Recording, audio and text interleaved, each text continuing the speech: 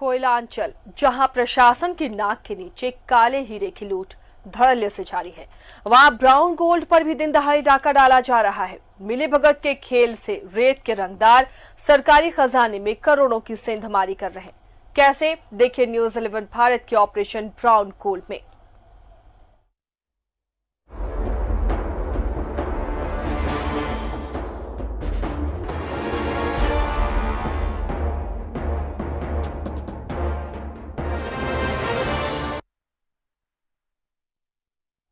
कोयले के अवैध कारोबार के लिए बदनाम कोयलांचल में दिनों बिहार की तरह ही बालू का अवैध धंधे का कारोबार काफी तेजी से फल फूल रहा है।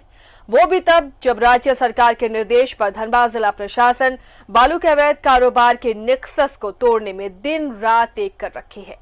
बालू माफिया सूबे को लगा रहे हैं करोड़ों का चूना। इसे तस्दीक करती देखिए न्यूज़ 11 भारत की एक्सक्लूसिव रिपोर्ट। काले धंधे का लंगर, नापाक हसरतों के साहिल को तैरती बेजुबान कश्तियों का ये मंजर, पेट की खातिर गुस्सा फूट रहा है। पर इस बेबसी के फावड़े से फिर कोई सूबे को लूट रहा है। धनबाद जामताड़ा को जोड़ने वाले पूर्वी टुंडी के मोहलीडी पंचायत से गुजरती बराकर नदी पर बने पुल का ये नजारा, नदी की कलकश निश्चल धारा और इस पर छल का बोझ लिए तैरती बेजुबान कश्तियां, साहिल पर मजमा और रेत की ढेर। न्यूज़ 11 भारत की तफ्तीशी निगाह से बेचैन ये जुबान चीख चीख कर कह रहे हैं, चुप रहो, लूट जारी है। झारखंड के लिए ये दुर्भाग्य की बात, कोयले के साथ साथ बालू का भी अवैध कारोबार, और इस पूरे नेक्सस में कई बिचौलिए, सफेदपोश, पुलिस और प्रशासन के अधिकारी। हमारी टीम को खबर मिली कि मोलीडी में बराकर नदी पुल के पास बालू के काले कारोबार का धंधा फल फूल रहा है। गरीब ग्रामीणों को चंद रुपए देकर ठेकेदार बालू की लूट मचा रहे हैं। खबर की हकीकत खंगालने निकल पड़ी हमारी टीम। हमारे कैमरे ने वहां की जो तस्वीरें कैद की वो यही कहती हैं। पहले कोयले की लूट, अब बालू पर लुटेरे पड़े हैं टूट। अपना कर लूट का नया नमूना, सूबे को लगा रहे करोड़ों का चूना। जैसे ही वहां मौजूद ग्रामीण मजदूरों की निगाहें हमारे कैमरे पर पड़ी, उनकी कमाई बंद होने का डर सामने आ गया। वो हम पर कैमरा बंद करने का दबाव बनाने लगे।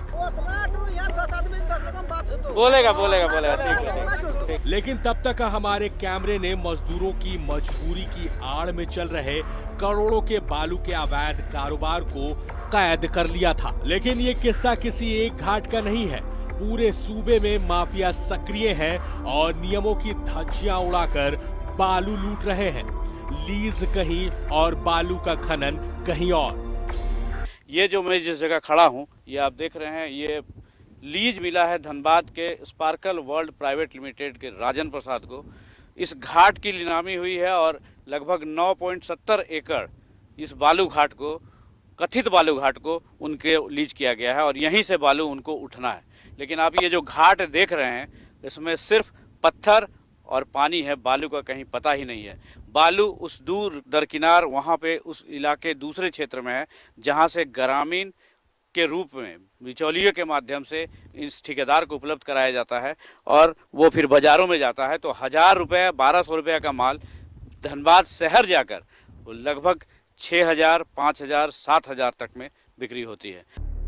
इलाके में खेती नहीं होती, लिहाजा गांव वालों के पास कमाई का एक ही जरिया बचता है और वो है बालू माफियाओं के लिए जान जोखिम में डालने के बदले चंद पैसे कमाना। लेकिन बालू निकालने वालों को जान जोखिम में डालने की कीमत कुछ 100 रुपए ही मिल पाते हैं और बालू बिचौलिए बाजार से हजारों रुपए कमाते हैं। जाहिर है सरेआम फल फूल रही बालू की इस लूट को अधिकारियों और पुलिस का संरक्षण है। एक लेबर का कुछ 300 से 400 रुपया हाजिरी पड़ता है सुबह से शाम तक, और बालू यहाँ से ले जाके 5000 रुपया गाड़ी बेचा रहा है। और ये यहाँ का प्रशासन बोलिए, डीएम बोलिए या जो भी बोलिए, माइनिंग इंस्पेक्टर जो भी है, सबका मैंने क्या बोलते हैं, मैंने मिली भगत से ये बालू का चोरी हो रहा है, दुरुपयोग हो रहा है। पर एसडीएम साहब कहते हैं कि बालू माफियाओं की मनमर्जी नहीं चलेगी। प्रशासन चौकस है, छापेमारी होगी और बालू लुटेरों के नेटवर्क को ध्वस्त किया जाएगा। अभी दिक्कतें ये आ रही है कि हम लोग की जो टास्क फोर्स है वो नियमित छापेमारी कर रही है, तो उससे कंट्रोल है और मुझे उम्मीद है कि खनन विभाग अगर इससे एक हमेशा रेगुलर टास्क के रूप में कार्य करेगा तो ये कहीं ना कहीं चीज़ें बंद होंगी। ये माइनिंग का मामला है, मेरे पास भी इस तरह की बातें आई थी, पर हमने उन वैसे लोगों को जिनको लीज मिला हुआ था उसमें मैं विशेष इंटरफेयर नहीं करना पसंद किया, क्योंकि ये माइनिंग है, माइनिंग की बातें हैं, तो वहाँ से अगर इनको चालान ज़्यादा संख्या में मिल जाता तो लोगों को सुविधा होती, लोग अपने बालू को चालान के माध्यम से भी बाजारों में लाते। एसडीएम साहब ने कुछ भी बोलकर परंपरा तो निभा दी, लेकिन जिला खनन पदाधिकारी कैमरे को देखते ऐसे गायब हो गए जैसे गधे के सिर से सींग। साफ है, कोयले की लूट जितनी बड़ी है, बालू के काले कारोबार का दायरा उससे कहीं ज्यादा बड़ा है। इस मसले को सियासत ने भी आड़े हाथों लिया है। मामला बीजेपी के हाथ लगा तो जैसे सियासत का कोई सुनहरा मौका हाथ लग गया। दिनों धनबाद जिले के ग्रामीण क्षेत्रों में जो प्रमुख नदियां हैं, उससे जो बालू घाट है, उन बालू घाटों से जो बालू का कारोबार हो रहा है वो बिल्कुल ही अवैध है और हम कह सकते हैं कि राज्य सरकार ही इस काम को करवा रही है। वैसे भारतीय जनता पार्टी में माननीय विधायक दल के नेता श्री बाबूलाल मरांडी जी ने पहले यह व्यवस्था किया था कि जो भी बालू घाट है वो वहाँ के नौजवान बेरोजगार लोगों को वहाँ मिलेगा, गांव वालों को देने का बात था, उन्होंने किया भी, फ्री कर दिया था। इससे हजारों की संख्या में लोगों को रोजगार मिला।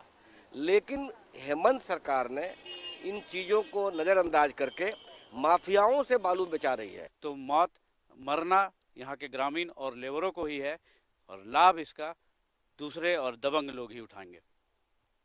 इस बालू के खेल पे कब तक कैसे हेमंत सोरेन सरकार कंट्रोल करेगी और कैसे गांव वालों को और मजदूरों को हित का ध्यान रखते हुए उनका कैसे तरक्की करेगी, इस पर बहुत ही बारीकी और गंभीरता से सोचने की जरूरत है। अन्यथा किसी दिन यहाँ पे जबरदस्त आंदोलन होगा, रिवॉल्ट होगा, जो सरकार के लिए भी संभालना, जिसे सरकार के लिए संभालना बहुत मुश्किल होगा। न्यूज़ 11 भारत के लिए सहयोगी बंटी के साथ अरुण बर्नवाल। वाकई इस तरह जान जोखिम में डालकर बालू निकाल रहे हैं मजदूर और स्थानीय ग्रामीण, लेकिन मालामाल बालू माफिया हो रहे हैं। हमारे सहयोगी अरुण बर्नवाल इस वक्त चुने हुए हैं, सीधे अरुण का रुख करते हैं। अरुण, पहले काले हीरे की अवैध तस्करी और उसके अवैध तरीके से उत्खनन के लिए बदनाम रहा धनबाद, अब ब्राउन गोल्ड की उसी तरह अवैध खनन और तस्करी के लिए बदनाम हो रहा है। और कहीं ना कहीं इसमें कोई शक नहीं कि अधिकारियों की मिलीभगत से उनके नाक के नीचे ही ये पूरा खेल हो रहा है। देखिए आसिया, निश्चित रूप से ये धनबाद जो पहले सिर्फ कोयले के लिए बदनाम था, अब उसमें बालू का जो गोरख धंधा हो रहा है उसके लिए भी धीरे धीरे ये सुर्खियों में आता जा रहा है। बालू के इस धंधे में न सिर्फ नीचे स्तर के लोग बल्कि इसके लिए ऊपर माइनिंग से लेकर ऊपर तक के अधिकारियों की भी मिलीभगत कही जा सकती है, क्योंकि जिस तरह सिर्फ जिले में दो जो लीज होल्डर हैं, दो लीज होल्डर, और वहाँ भी बालू उठ नहीं रहा है, तो इस बालू को लाया कहाँ से जा रहा है। हम लोगों ने इसको कल स्थल निरीक्षण किया था, ग्राउंड जीरो रिपोर्टिंग की थी, वहाँ पे हमें कई दुश्वारियों का सामना भी करना पड़ा था। जो इस काम में लगे हुए थे, जो बिचौलिए, उन्होंने हमें बुरे परिणाम की धमकी भी दी, बावजूद इसके हमने अपनी जो दायित्व है, जो ड्यूटी है, उसको निर्वहन किया।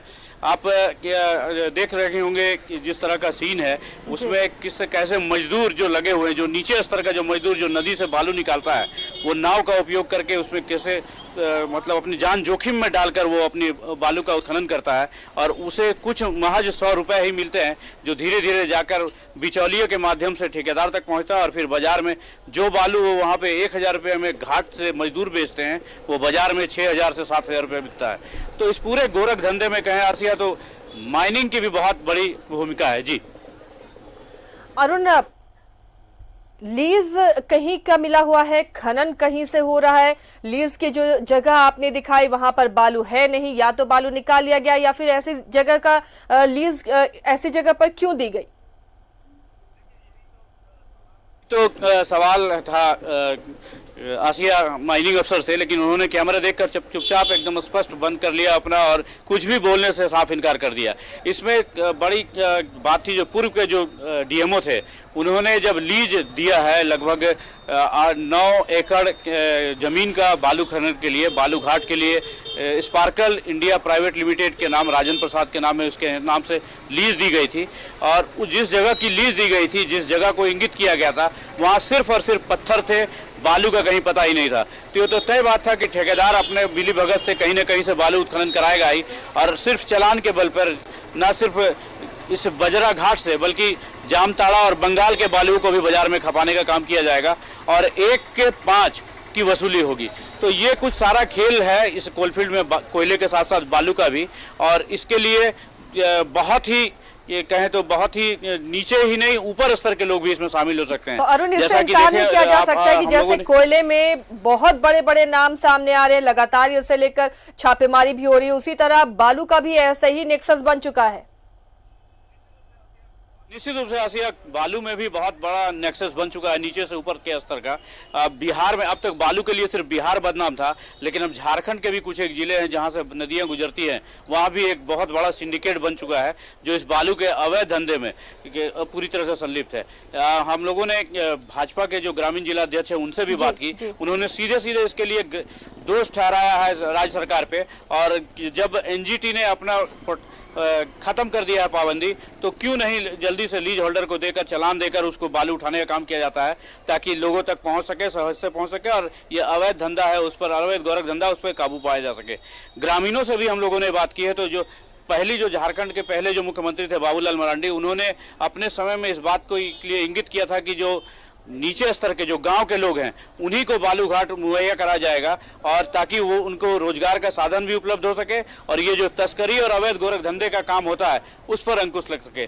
लेकिन बाद के दिनों में उनके हटने के बाद इस पूरे मामले पर पानी फिर गया और ये अवैध तस्करी के रूप में बालू का व्यापार धीरे धीरे डेवलप होने लगा और एक बहुत बड़ा नेक्सस बन गया है जो प्रतिदिन लाखों का खेल इसमें कर रहा है। जी, तो ये अच्छा मुद्दा भी अरुण मिल गया है बीजेपी को, और इस पर राजनीति भी आगे आने वाले दिनों में बखूबी हो सकती है। निश्चित रूप से आसिया, ये तो राजनीति का इशू मिल गया है बीजेपी को, और वो उन्होंने अपने आंदोलन की रणनीति भी बना ली है। जल्द ही ये लोग पूर्व मुख्यमंत्री और नेता प्रतिपक्ष से मिलेंगे, बाबूलाल मरांडी से, और अगर सरकार पे दबाव देंगे और इसके लिए किसी भी तरह के आंदोलन करने के मूड में उन्होंने कल ही दर्शा दिया था कि जल्द ही इसके खिलाफ, बालू माफियाओं के खिलाफ और सरकार के खिलाफ आंदोलन का श्री गणेश करेंगे। तो एक तरह से कहें तो बैठा बैठा बीजेपी को एक इशू मिल गया है जिस पर वो सरकार को घेरने का प्रयास करेगी। जी, चलिए, शुक्रिया अरुण इस तमाम जानकारी के लिए। तो देखा आपने किस तरह से ब्राउन गोल्ड के अवैध तरीके से उत्खनन और अब तस्करी उसकी हो रही है। वैसे धनबाद में, कोयलांचल में जो कोयले के लिए मशहूर था और बदनाम भी था, लेकिन अब यहाँ पर बालू माफिया भी सक्रिय हो गए हैं और आपने देखा कि किस तरह यहाँ पर अवैध तरीके से बालू का खनन हो रहा है।